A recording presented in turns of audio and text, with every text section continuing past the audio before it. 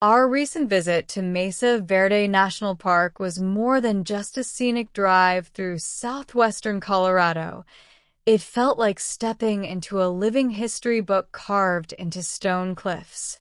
The park protects some of the best preserved ancestral Puebloan sites in North America, with thousands of archaeological locations spread across mesas, canyons, and sandstone alcoves. Mesa Verde, which means green table in Spanish, became a national park in 1906 and was later named a UNESCO World Heritage Site. It preserves the homes and culture of the ancestral Pueblo people who lived here for over 700 years.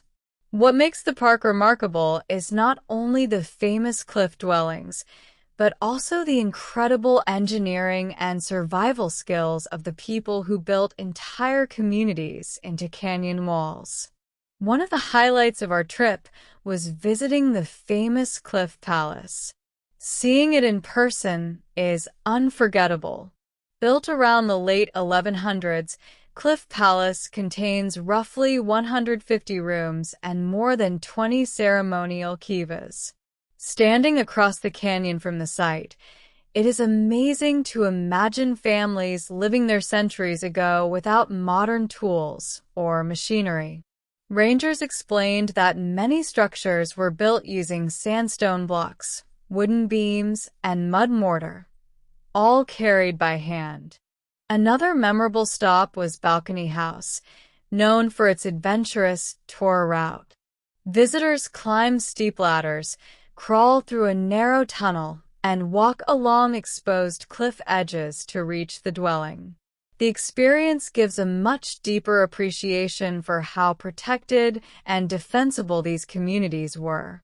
It also makes you wonder what daily life was like for children growing up in homes perched high above canyon floors. An especially interesting story from the park involves the mystery of why the ancestral Pueblo people left Mesa Verde around the late 1200s.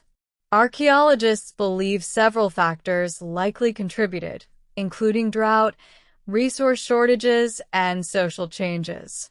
Triering studies show that a severe drought affected the region for decades. Rather than disappearing, the descendants of these people moved south and east into areas of present-day New Mexico and Arizona, where modern Pueblo communities still maintain cultural connections to Mesa Verde today. The park also offers incredible scenery beyond the archaeological sites.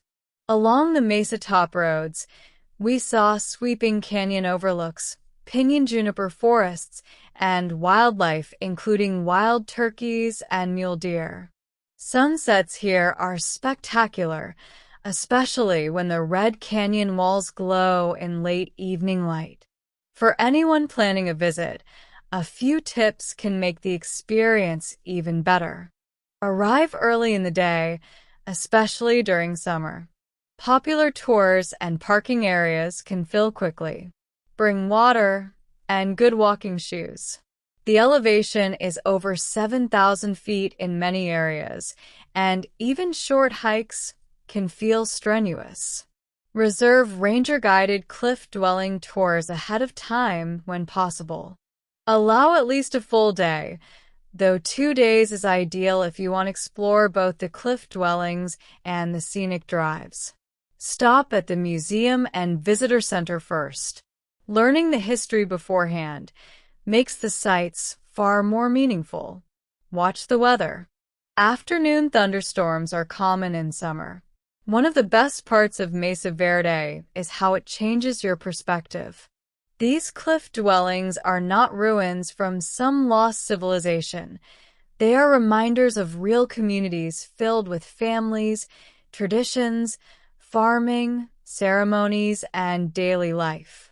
Walking through these ancient spaces creates a connection across centuries that is hard to describe until you experience it yourself. Our trip to Mesa Verde National Park was educational, scenic, and inspiring. It is a place where history, archaeology, and natural beauty all come together, leaving visitors with a deeper appreciation for the ingenuity and resilience of the ancestral Pueblo people.